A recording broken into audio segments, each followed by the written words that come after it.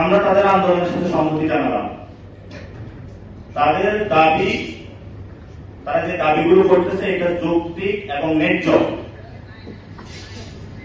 যদি সরকার এই আন্দোলনের উপর আবার পুলিশ দিয়ে, র্যাব দিয়ে, পেটুয়া বাহিনী দিয়ে কোন দমন করার চেষ্টা চালায়, রাজপথে ইনশাআল্লাহ আমরা একে একে কাঁধে কাঁধ মিলিয়ে ঐক্যবদ্ধভাবে লড়াই করব। যারা আন্দোলন করছেন আপনাদের কোনো ভয় নাই, আমরা আছি এখনো, আমরা এখনো মরে যাই নাই। আমরা সরকারকে পরীক্ষা করতেছি, সরকার কি করতেছে দেখতেছি, তার মধ্যে গতি। সেখানে যারা আন্দোলনে রয়েছেন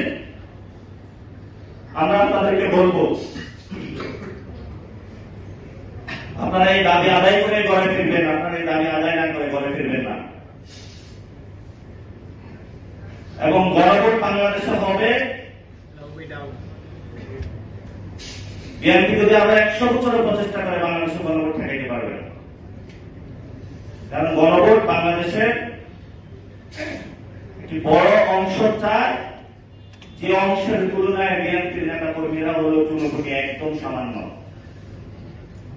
সুফলতা আপনি এত বড় বাহিনীর সামনে কিছু দলীয় গুন্ডা নিয়ে দাঁড়াবেন কিভাবে? লাঠি নিয়ে দাঁড়াবেন, বাঁশ নিয়ে দাঁড়াবেন, অস্ত্র নিয়ে দাঁড়াবেন? সেটা তো আওয়ামী লীগ যুবলীগ দাঁড়িয়েছিল, পেরেছে তারা? অতীত এক বছরের শিক্ষা থেকে যদি কেউ না নেয়, তাকে শিক্ষিত করার দায়িত্ব তাই এনসিপি আর নেবে না, সেটা জনগণই নেবে।